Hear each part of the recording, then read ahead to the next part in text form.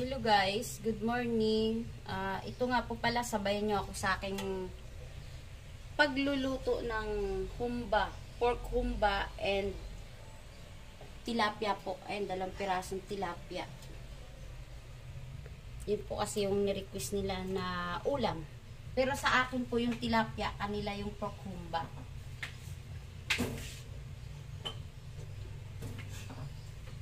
Simulan na po natin yung ating pagluluto. Naglagay na po ako ng mantika.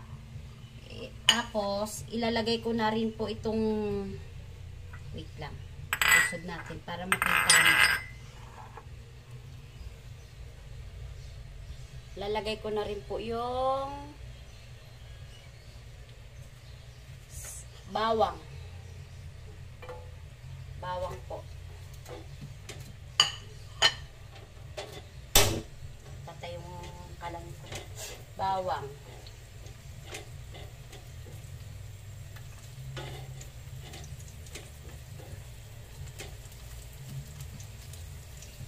Unahin ko lang po muna pagluluto to. Isusunod ko na po yung ginatang tilapia.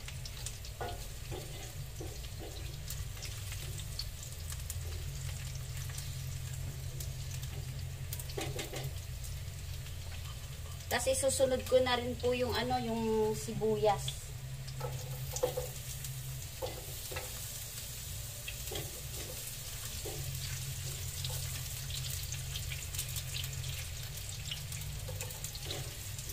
Nagtira po ako para sa gatang tilapia ko.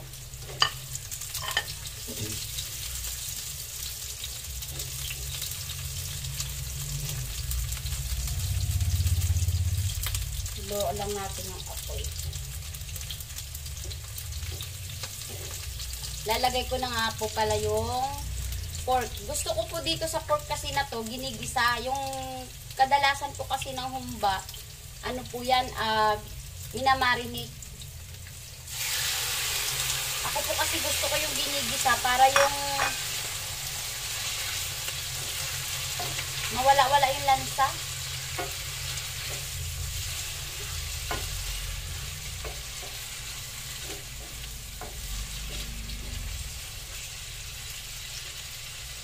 Habang ginigisa ko naman po yan, ilalagay ko naman po yung tilapia.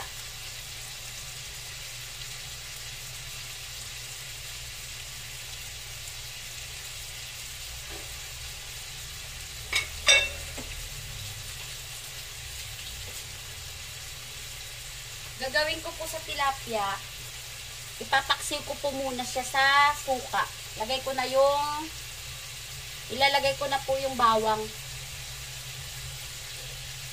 At saka luya po. Ayan, madami po ako magluya para mabango.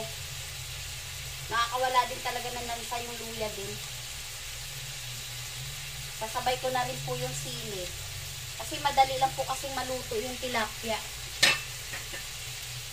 Tapos lalagyan na rin po natin ng paminta.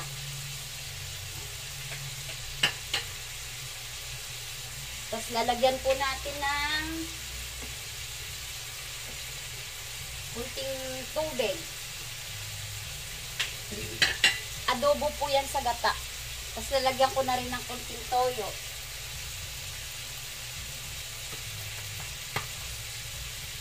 Tsaka kunting suka.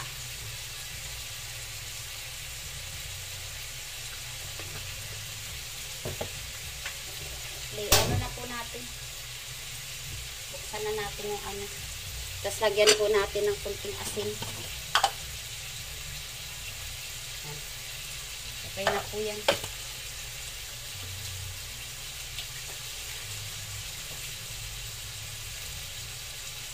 Kaya ko lang po yan. Papaksiwin ko po muna parang paksiw. Saka ko po lalagyan ng gata.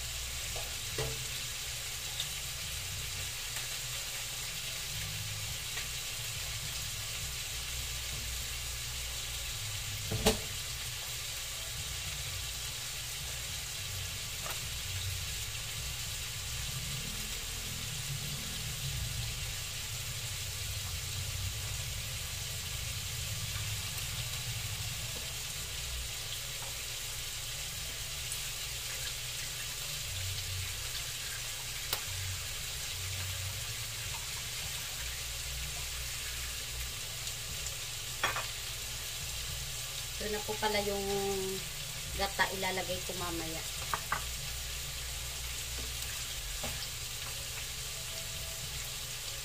Nagdalawang luto po ako ng ulam kasi hindi po ako pala kain ng pork eh. Mahilig po kasi ako sa isda.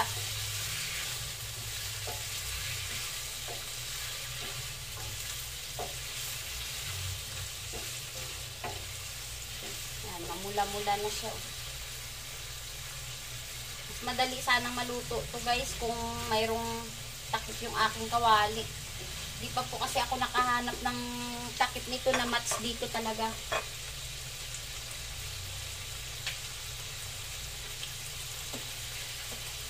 Dagan po natin ng konting tubig para hindi siya nangiyo.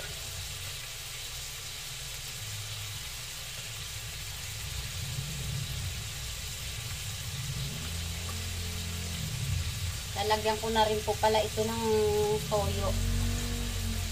Okay na po siya.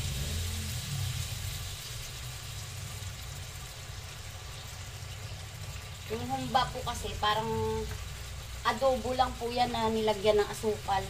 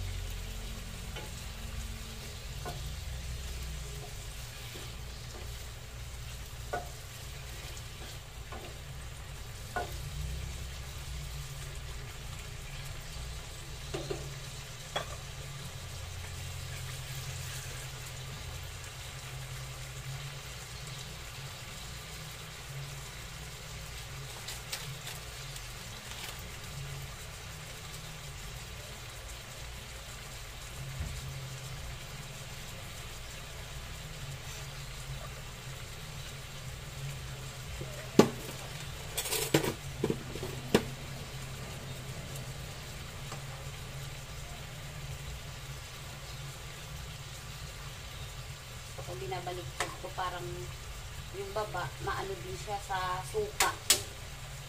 Dalawang piraso lang naman kasi ito, kaya kaya ko yung baliktarin.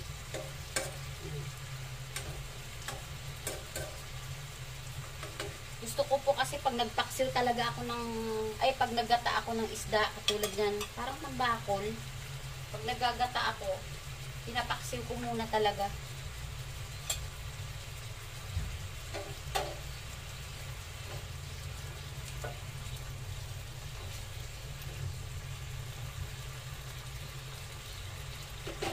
Palalambutin lang po natin po.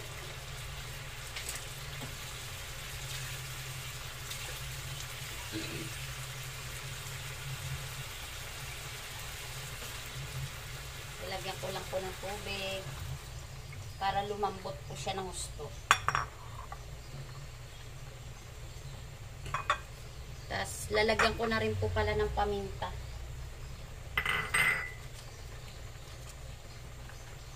Tsaka lalagyan ko na rin ng cubes. Pork po yan, pork cubes.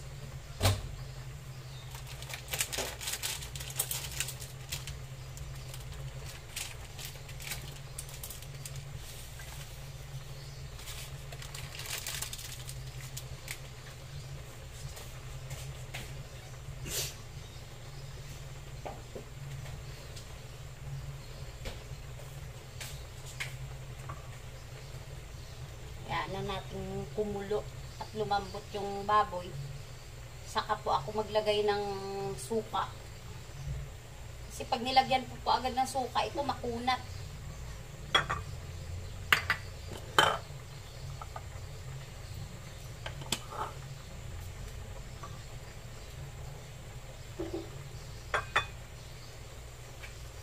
Ganun po kasi ako magluto ng ulam. So nga pala, ilalagay ko na rin yung gata sa paksiw.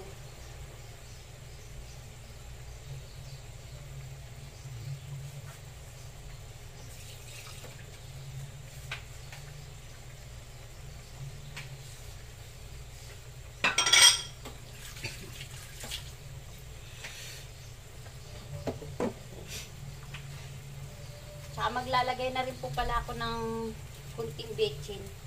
Yung betchin na ito, 5 araw na po ito. Kunti-kunti lang po ako maglagay.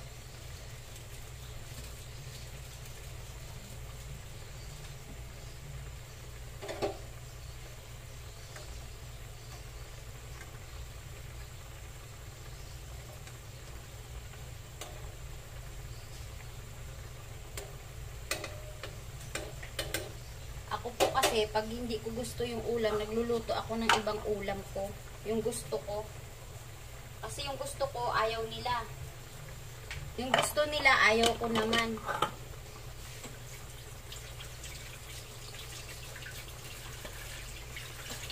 Yung nagluluto pa ako, paunti-unti lang naman. Yung kaya lang din ubusin kasi sayang naman.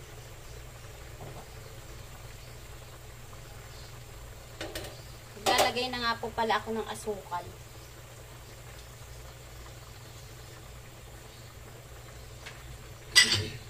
Brown sugar po yung ginamit ko dito.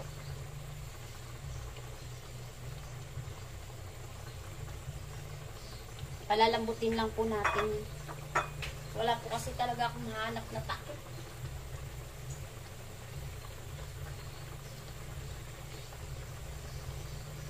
Hindi naman po pwede yung takip ng rice cooker. Hindi naman ata kasya po dito. Hindi nga po kasya. Alanganin. Kasi dati marami akong takip sa mga kawali ko, yung mga nasirang kawali ko. Pinamigay ko naman sa kabila. Eh ngayon wala din naman na doon kasi pinamigay din nila sa iba.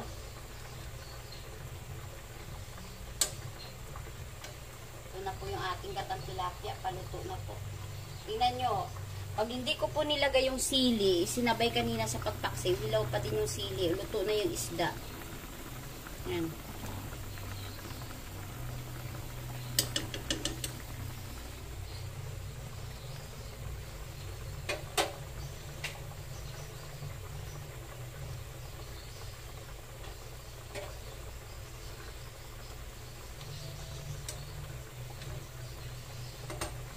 Parang mas gusto ko pa yung maanghang.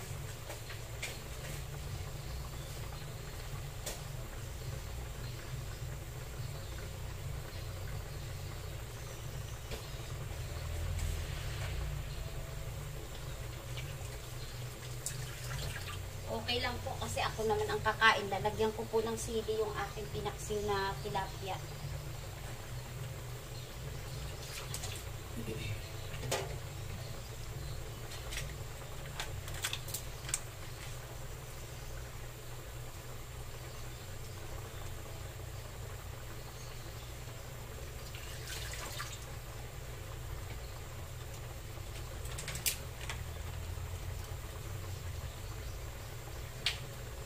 Maglalagay rin po pala ako ng black beans. Dapat nga po mayroong yan bulaklak po ng saging. Kaso problema, wala po ako mabilhan dyan. Pag nalimutan ko pa kahapon. Pag sa palengke pa po ako pumunta, malayo na po, gawal na sa oras. Kaya wala na po akong nilagay dito na bulaklak ng saging. Black beans na lang po yung nilagay ko.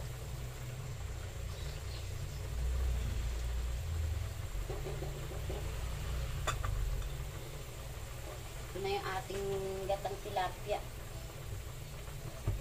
Okay na po siya. Luto na po siya. Ayan na po yung ating gatang tilapia.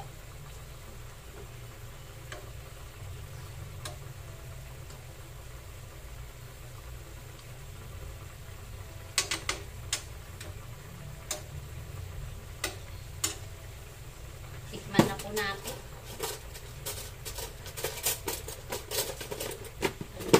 Okay na po yung lasa niya.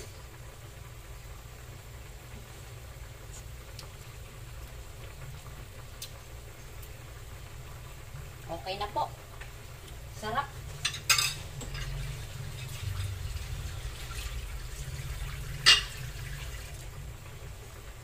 Nag-aagaw po yung asim at saka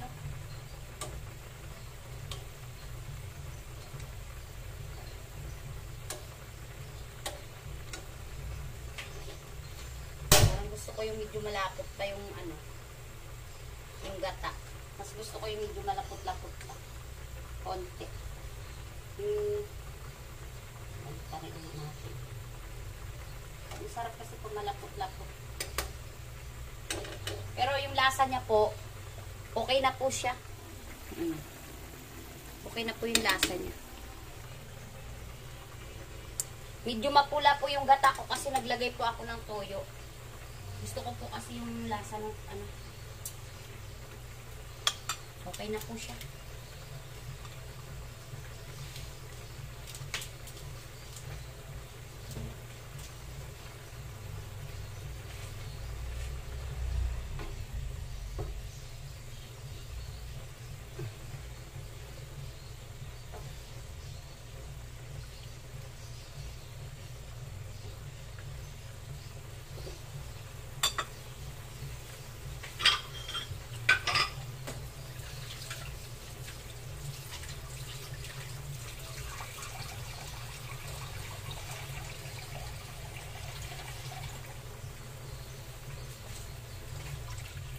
Nagdagla ako ng tubig. Para lumambot yung baboy. Para lumambot yung ating pork.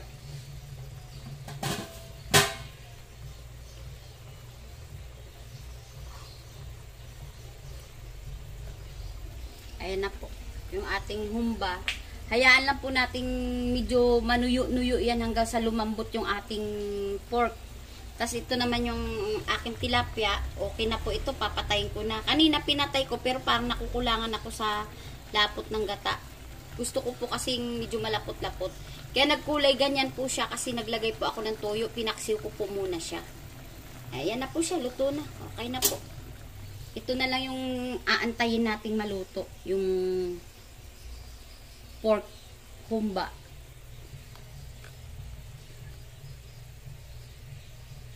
Hello guys, ito na po pala yung tilapyang paksiw na may gata po.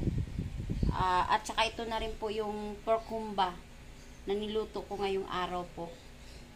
Guys, maraming salamat po sa panunood ng aking vlog.